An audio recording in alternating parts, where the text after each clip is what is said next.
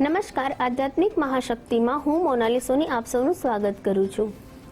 અત્યારે પવિત્ર ચૈત્ર માસ ચાલી રહ્યો છે। ચૈત્ર માસમાં ગરમીનું પ્રમાણ એકદમથી વધી જાય છે। ત્યારે વ્યક્તિ જો કોઈ પણ પ્રકારનું ઠંડુ કે ગળું ખાય છે તો તરત જ તેને કફનું દોષ પણ વધી જાય છે। તેના કારણે વ્યક્તિને વાયરલ ઇન્ફેક્શન એટલે કે નાનો મોટો તાવ તર્યો થવા લાગે છે। જ્યારે બે ઋતુઓ ભેગી થાય છે ત્યારે વ્યક્તિને કોઈક ને કોઈક રીતે તાવ તર્યો આવે છે અથવા તો શરીરમાં ગરમીનું પ્રમાણ વધી જાય છે। તેના કારણે પણ તેને અળાઈઓ થવા લાગે છે, ફોડલીઓ થવા લાગે છે। સ્કિન ડિસીઝ એટલે કે સ્કિનને, ચામડીને લગતા કેટલાક રોગો જોવા મળે છે। સાથે સાથે ગરમીના લીધે વ્યક્તિને માથામાં પણ દુખાવો વધી જાય છે, તેની પાચન શક્તિ નબળી થઈ જાય છે, એટલે વ્યક્તિને કંઈ પણ ખાવા પીવાની ઈચ્છા નથી થતી અથવા તો જે પણ ખાય છે તેના કારણે પણ તેના શરીરમાં પિત્ત દોષનું પ્રમાણ વધી જાય છે અને તેના કારણે પણ વ્યક્તિને માથાનો દુખાવો, ભૂખ ન લાગવી, શારીરિક થોડું થકાન લાગવી, હાથ પગમાં, શરીરમાં થોડો દુખાવો રહેવો, આ તમામ પ્રકારની સમસ્યાનો સામનો કરવો પડે છે।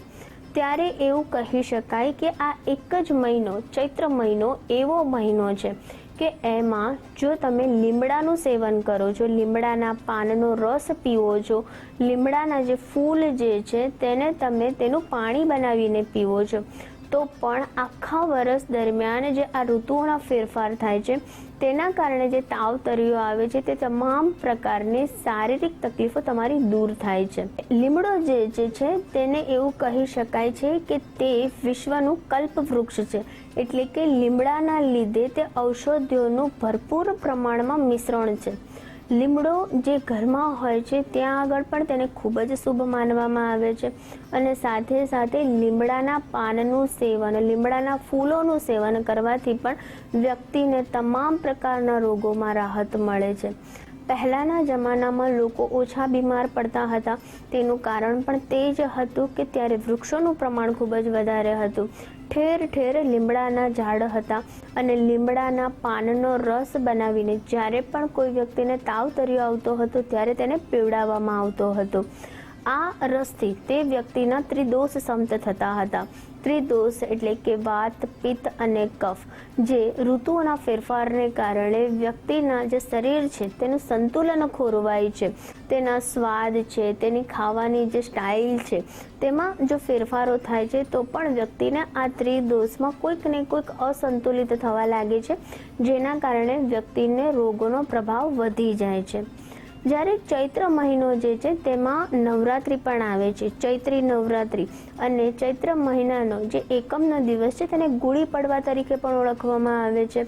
તો એવું કહેવાય કે આ ગુડી પડવાની જે પૂજા જે છે તેમાં એવું કહે છે કે ત્યારે ગોળ અને લીમડાનું પાન જે છે તેનું બીડું બનાવીને લોકોને પ્રસાદી તરીકે વહેંચવામાં આવે છે, કારણ કે લોકોનું એવું માનવું છે અને શાસ્ત્રોમાં પણ તેનું વર્ણન છે કે લીમડાનો વૃક્ષ જે છે તે તમારા આરોગ્યને સુધારે છે।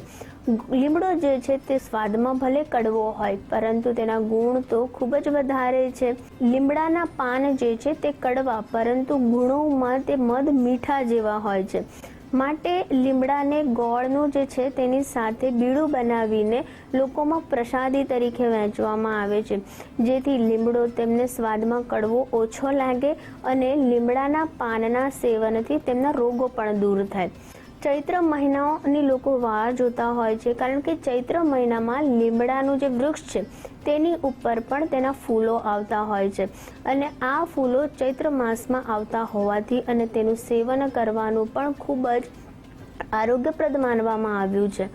એવું કહેવાય છે કે જે પણ વ્યક્તિ ચૈત્ર મહિનામાં 8 દિવસ કે 10 દિવસ આ લીમડાના ફૂલોનું સેવન કરે છે, લીમડાના પાનનો રસ બનાવીને પીવે છે, તેને 12 માસ કોઈ પણ પ્રકારની આરોગ્યને લગતી તકલીફ નથી થતી।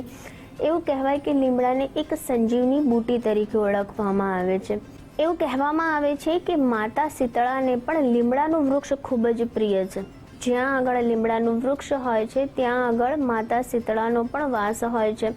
કોઈ પણ વ્યક્તિને જ્યારે તાવ તર્યો આવે છે, ચામડીના રોગ થાય છે, અળાઈઓ થાય છે, ત્યારે પણ લીમડાના વૃક્ષનો લેપ લગાવવાથી, લીમડાના વૃક્ષના પાંદડાઓ તે દર્દી આગળ રાખવાથી પણ માતા શીતળાના તેના આશીર્વાદ પ્રાપ્ત થાય છે અને વ્યક્તિ પોતાના રોગમાંથી ખૂબ જ ઝડપથી સાજો થઈ જાય છે. સાથે સાથે એવું કહેવામાં આવે છે કે લીમડાનું વૃક્ષ જે પણ ઘરમાં છે, જે ઘર આંગણામાં લીમડાનું વૃક્ષ તમે રોપેલું છે, તો તે વ્યક્તિને શનિ, રાહુ અને કેતુ સંબંધિત પીડામાંથી પણ મુક્તિ મળે છે અને સાથે સાથે લીમડાનો વૃક્ષ જે છે તે મંગળના દોષને પણ સમાપ્ત કરે છે. કોઈ પણ વ્યક્તિ પોતાના જીવનમાં રાહુ, કેતુ, શનિ અને મંગળ ગ્રહ સંબંધિત કોઈ પણ પીડા ભોગવતો હોય તો તેણે અચૂકથી લીમડાનું વૃક્ષ વાવવું જોઈએ, તેની માવજત કરવી જોઈએ અને સાથે સાથે લીમડાના પાનથી સ્નાન કરવું જોઈએ.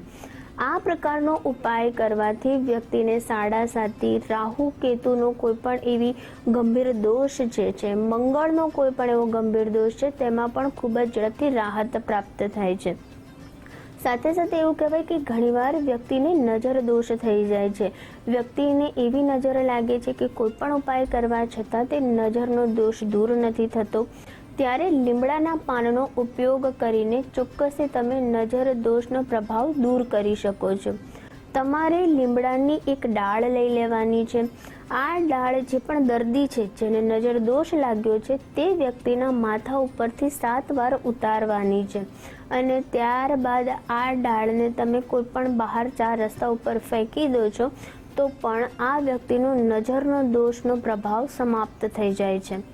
સાથે સાથે એવું કહી શકાય કે તમે લીમડાના પાનનો ધુમાડો કરો છો તો પણ વાતાવરણમાં ફેલાયેલી અશુદ્ધિઓ દૂર થાય છે, મચ્છરો, જીવજંતુઓ પણ દૂર થાય છે. કોઈ પણ એવું ત્યાં આગળ ગંદકી જે છે તે આ ધુમાડાથી અશુદ્ધિ તેની દૂર થઈ જાય છે, વાતાવરણ શુદ્ધ થાય છે અને સાથે સાથે સકારાત્મક ઉર્જા પણ તે જગ્યાએ વધી જાય છે. સચોટ રીતે તમારે જો લીમડાના પાનના રસનો ઉપયોગ કરવો હોય તો તમારે 8 કે 10 લીમડાના પાન લઈ લેવાના છે. ત્યારબાદ તમારે તેમાં લીમડાના ફૂલ પણ મિક્સ કરી દેવાના છે. થોડો અજમો, થોડો લવિંગ, થોડા કાળા મરી અને હિંગ મિશ્રિત આ પાનનો એક ઉકાળો બનાવવાનો છે. તમે તેમાં થોડું સિંધવ મીઠું પણ નાખી શકો છો. સ્વાદ અનુસાર તેમાં સિંધવ મીઠું નાખ્યા બાદ તમારે આ ઉકાળો સવારના સમયે જો તમે અડધો ગ્લાસ પણ પીવો છો તો તમને ખૂબ જ ઝડપથી તમારા વાત, પિત્ત, કફ, ત્રિદોષમાં તમને રાહત થશે. તમને આરોગ્ય સંબંધિત જો કોઈ સમસ્યા છે તો તેમાં પણ રાહત થશે. પાચન ક્રિયા તમારી જે છે તે ખૂબ જ સારી બનશે અને વિશેષ રીતે જે પણ ઋતુઓના ફેરફારને લીધે વાયરલ ઇન્ફેક્શન કે રોગો થાય છે તેમાં પણ તમને ખૂબ જ ઝડપથી તેમાં ફાયદો થશે. તો આ રીતે લીમડાના વિવિધ ઉપયોગો કરીને વ્યક્તિ આજના જમાનામાં પણ કોઈ પણ એલોપેથી કે કોઈ પણ દવાઓનો ઉપયોગ કર્યા વગર ખૂબ જ ઝડપથી સાજો થઈ શકે છે. માટે શાસ્ત્રોમાં પણ વર્ણન કરવામાં આવ્યું છે અને આપણા પૂર્વજો પણ કહી ગયા છે કે ચૈત્રમાં તો લીમડાનું સેવન કરવું ખૂબ જ જરૂરી છે. માટે આજે પણ લોકો ચૈત્ર માસમાં ઠેર ઠેર લીમડાનો જે રસ હોય છે તેનું વિતરણ કરતા હોય છે, કારણ કે તે પણ એક મહાદાન છે. લોકોનું આરોગ્ય સારું રહેશે તો તેના કારણે પણ તમને તેઓ આશીર્વાદ આપશે અને તેના કારણે પણ તમારા પુણ્યમાં વધારો થશે. જેવી રીતે લોકો દવાનું વિતરણ કરે છે તેવી જ રીતે લીમડાના રસનું વિતરણ કરવાથી તે વ્યક્તિને દવાની જરૂર નથી પડતી. તો આવા નાના નાના ઉપાયો કરીને વૃક્ષોનો જે રસ છે, તેમની જડીબુટ્ટી છે, તેનું સેવન કરીને પણ તમે તમારા આરોગ્યને સુધારી શકો છો. તો આ સાથે હું રજા લઉં છું. નમસ્કાર.